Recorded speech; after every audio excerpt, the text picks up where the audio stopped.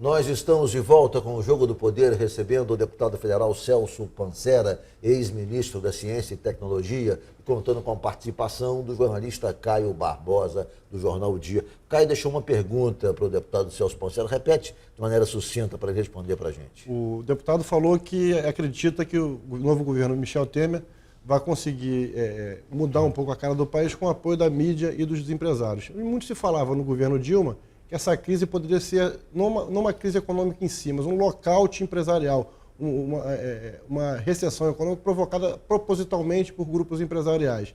Será que realmente, de fato, era isso que ocorria, deputado? Não havia uma crise em si, mas sim este lockout, propriamente dito, em relação ao governo, para impedir que o governo Dilma fizesse as mudanças que eram necessárias? Não acredito em lockout, nem em teoria conspiratória. Eu acho que houve a soma de todos os erros que se acaba, vamos dizer assim, chegou-se o que chegou. Agora, e nem existe bala de prata para resolver a crise econômica, porque os fundamentos, me parece que são aqueles os quais a economia brasileira está muito baseada, né?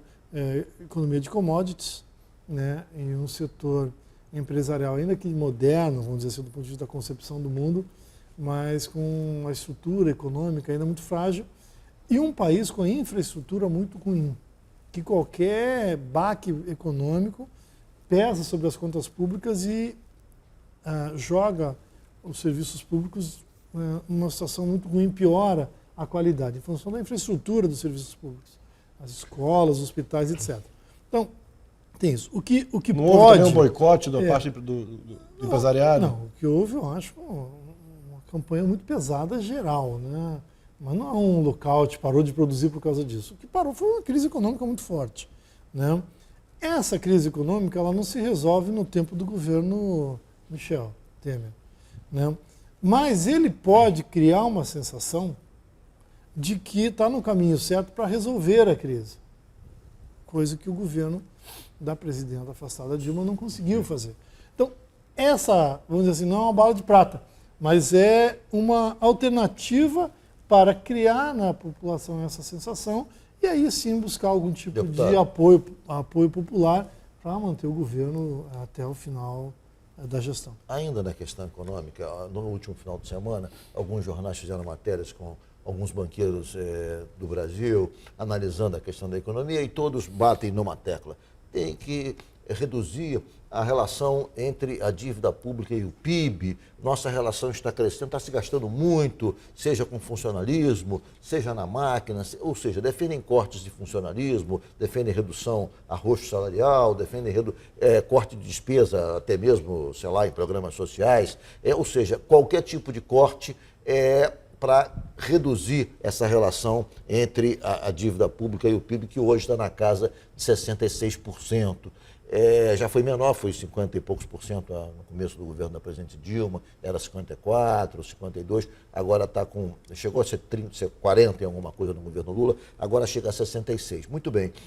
Essa relação entre dívida pública e PIB é uma relação que em outros países é muito maior do que no Brasil, quer dizer, ou seja, há um entendimento geral no mundo todo que em alguns momentos de crise é necessário que o governo deflagre algumas políticas anticíclicas para fomentar, retroalimentar a máquina econômica. Isso é no mundo todo. Veja bem, a dívida pública dos Estados Unidos é 104% do seu PIB, ou seja, é maior do que o próprio PIB. Na região do euro, a dívida pública é de 90% do PIB, de maneira geral, a média, ou seja, na França é 90% do PIB, muito acima da nossa, inclusive. No entanto, todos ficam dizendo, gasta-se muito, tem que cortar, a nossa dívida pública em relação ao PIB é absurda, é de 66%, e ficam defendendo cortes. Quer dizer, há quem veja nisso, na verdade, uma posição desses banqueiros que, na verdade, querem garantir o pagamento dos juros e não exatamente o equilíbrio fiscal do país. Como é que o senhor vê essa questão? Não, eu diria, pega o Canadá, a Austrália, todos têm dívida acima de 100% do PIB. E países que mostraram uma capacidade de resiliência frente da crise tremenda. Exatamente. E que estão se saindo muito bem. Então, o que me parece é que isso é chororô de quem quer ganhar mais. Né? o que tem que melhorar a qualidade, eu tenho essa qualidade avaliação. do gasto público, Sim, concordo. Por exemplo, sim. não se justifica você numa crise em que está provado que o problema das commodities é um grande fator de estabilidade da economia brasileira, Caio, que se deixe de investir em inovação, em pesquisa e ciência e tecnologia.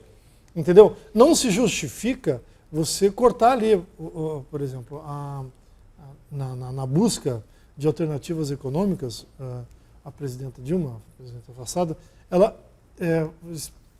buscando, aí foram mexendo na lei do bem, por exemplo, que alimenta as inovações na área de informática, para buscar 6 bilhões de economia no ano, num país que tem problema de 50. Não resolve o problema e você cria um problema num setor que é dinâmico, que tem se modernizado. Então, o que me parece é que tem que melhorar a qualidade do gasto, não o tamanho da dívida.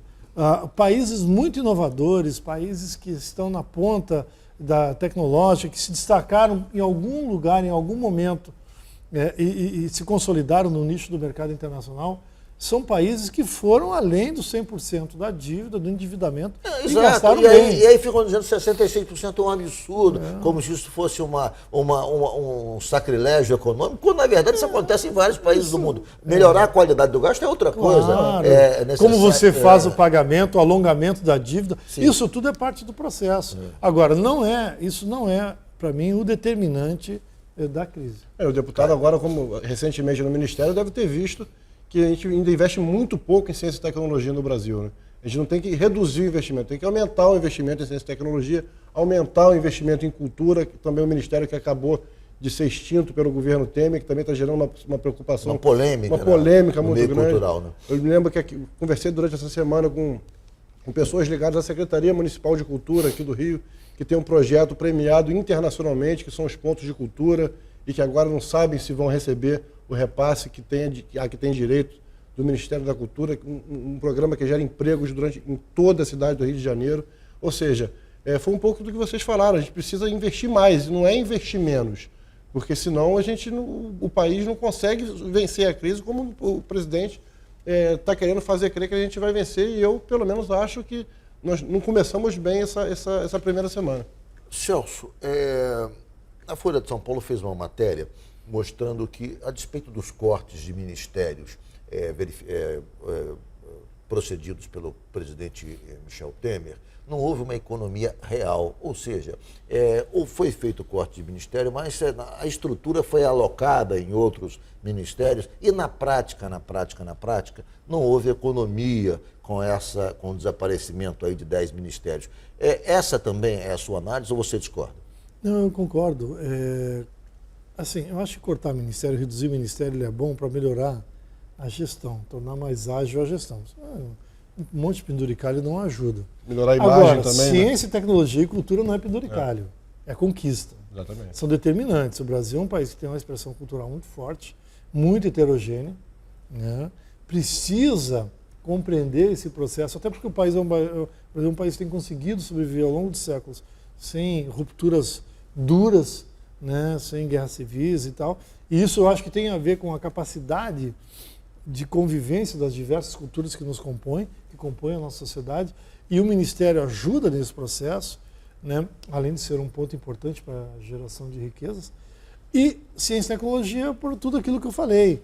Né? Você não sai de um país de commodities para um país industrializado, inovador, sem investir de ponta, sem você ter Então, a percepção de redução de ministério pela opinião pública é grande, tinha que reduzir. Ter menos ministério é bom porque ajuda na qualidade da gestão, ela pode ajudar na qualidade de gestão. Agora, do ponto de vista financeiro, de economia, é muito pouco, porque se vai para cortar 4 mil cargos comissionados, se corta 4 mil cargos comissionados, independente do número de ministérios. Claro. Isso não altera muito essa relação.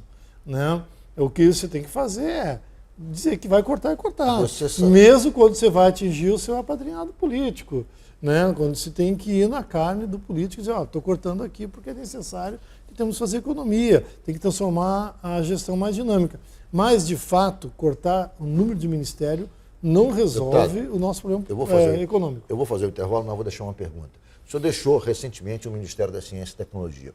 Quer dizer, portanto, já não tem mais, digamos, as amarras que teria, do ponto de vista político, de fazer uma crítica real sobre o que acontece com a ciência e tecnologia no Brasil. O senhor acha que falta recurso para a ciência e tecnologia? Qual é o grande imbróglio que trava a inovação no Brasil? O senhor responde dentro de 1 minuto.